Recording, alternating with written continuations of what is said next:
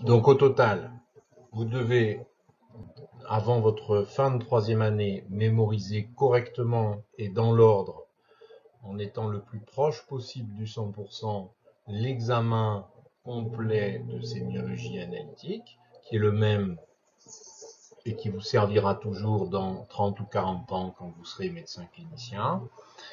Il est extrêmement important de bien le connaître parce que vous raterez des hypothèses si vous ne le connaissez pas bien.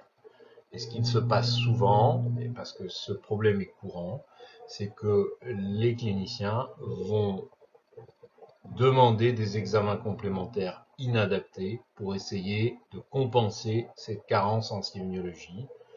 Et pourtant, avec un petit peu de temps, vous verrez que ça se fait très bien. Quand on examine un patient complètement et qu'on vérifie ce qui nous manque sur isémio ou un bouquin de sémiologie, on se rend vite compte de ce qui manque et on le réduit très rapidement.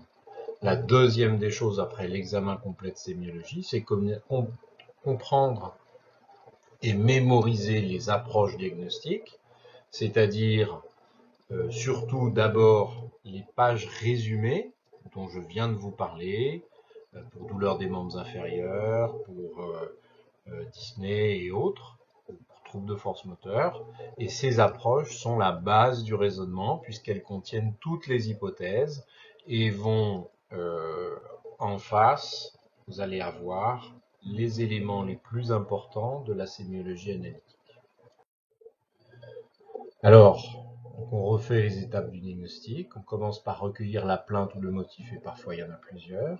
On va émettre dans sa tête déjà des scénarios, ce qu'on appelle des scripts, en se disant, bah voilà, ma connaissance de l'orientation sémiologique devant telle ou telle chose, devant une baisse d'acuité visuelle, devant un trouble de force moteur, je sais qu'il y a ça, ça, ça.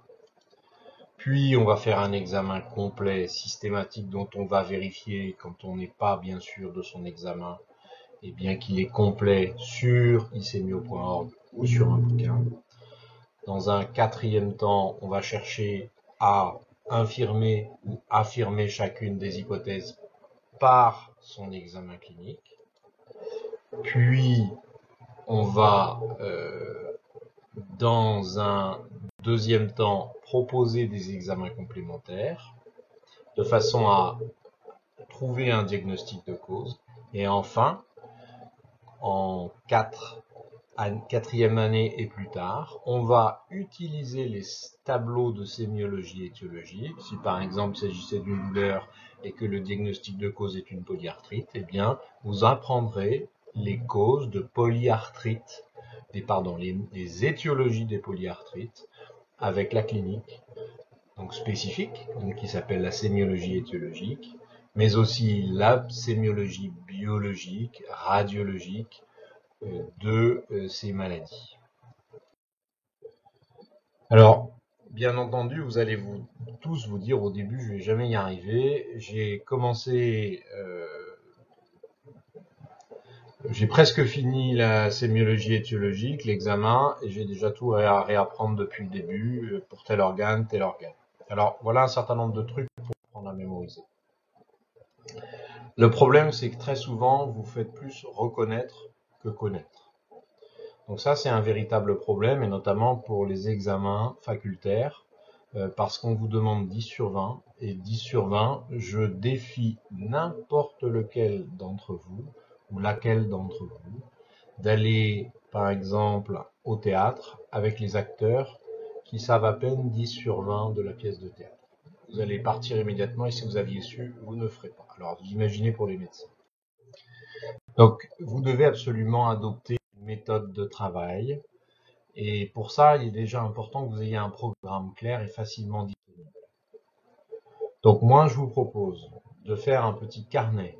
Un carnet qui soit un carnet non aspiral, qui soit solide, du style d'un carnet Clairefontaine, qui tienne dans une poche de blouse, et dans lequel vous allez mettre l'examen clinique dans son entièreté, en laissant de la place de façon à pouvoir l'enrichir au fur et à mesure, dans lequel vous mettez l'ordre de l'examen avec la première page, ça sera le motif, La deuxième page, ce sera l'histoire de la maladie. La troisième page, ce sera les antécédents personnels, familiaux. Et dans les antécédents personnels, les gynéco-obstétricaux, les chirurgicaux, les médicaux.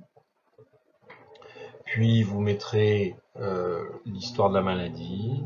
Vous allez mettre dedans ce que vous connaissez de l'histoire de la maladie. Et enfin, vous allez faire les signes généraux, donc l'examen physique à proprement parler. Puis la page d'après, par exemple, vous allez faire appareil par appareil. Et vous allez mettre, par exemple, vous commencez par la gastro-entérologie et vous mettez sur la première page les signes fonctionnels de l'hépato-gastro-entérologie. Et vous les listez tous. S'ils font partie, par exemple, d'un syndrome, comme par exemple les œdèmes dans l'insuffisance hépatocellulaire, eh bien, vous mettrez un petit astérix ou un petit 1 en exposant et vous noterez au fur et à mesure de l'examen clinique tout ce qui appartient à un syndrome ou à un autre en le mettant en exposant et à la fin vous mettrez le petit 1 par exemple insuffisance hépatocellulaire, le petit 2 hypertension portale, etc., etc. Ce qui vous permettra dans votre examen de voir quels sont les syndromes dont je vous ai dit qu'ils étaient très importants.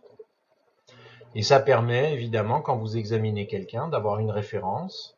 Donc, ça permet que vous vérifiez, il n'y a pas besoin d'ICMIO ou d'un bouquin, ce qui est compliqué de l'avoir sur soi.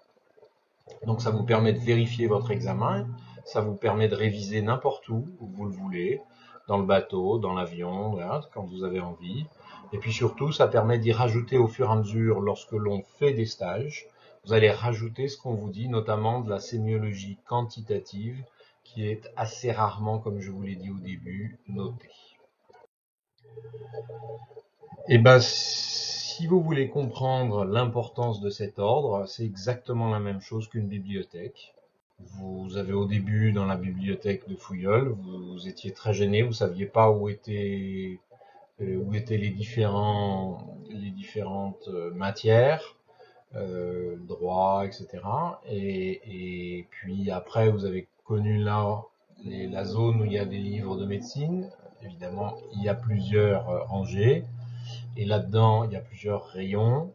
Donc, eh bien, imaginez, donc quand c'est bien rangé, vous retrouvez tout de suite. Alors que si moi je m'amusais à changer tous les jours tous les livres, vous seriez extrêmement embêté pour noter. Et donc, tout pour la mémorisation la plus complète possible doit toujours être refait de la même façon à chaque fois, parce que ça vous permet de mémoriser infiniment plus facilement. Et répéter, répéter, répéter est essentiel. Et là, en la matière, le fait d'examiner un patient et même au cours d'un stage de 5 jours, d'examiner plusieurs patients entièrement en ayant vérifié tout ce qui manque et en allant voir le patient pour refaire tout ce qui manquait est vraiment essentiel. Donc, faut vraiment profiter lors de vos stages de l'examen de chaque patient. C'est pas parce que vous êtes en cardiologie qu'il ne faut pas faire l'ORL. C'est pas parce que vous êtes en ophtalmologie qu'il ne faut pas faire la pneumologie, etc. Bien entendu, vous allez me dire, mais mon maître de stage ne va jamais corriger l'ophtalmo quand il est cardiologue. Eh bien, vous avez ICMIO, vous avez encore mieux votre petit carnet dans lequel vous avez noté l'ensemble de l'examen.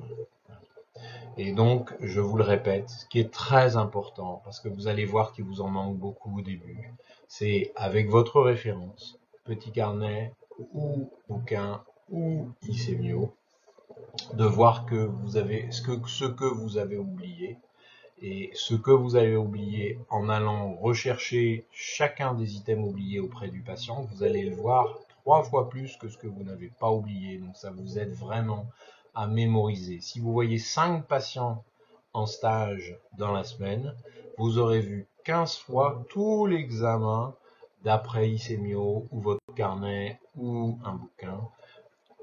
15 fois plus tout ce qui vous manquait. Donc vous allez vite le mémoriser.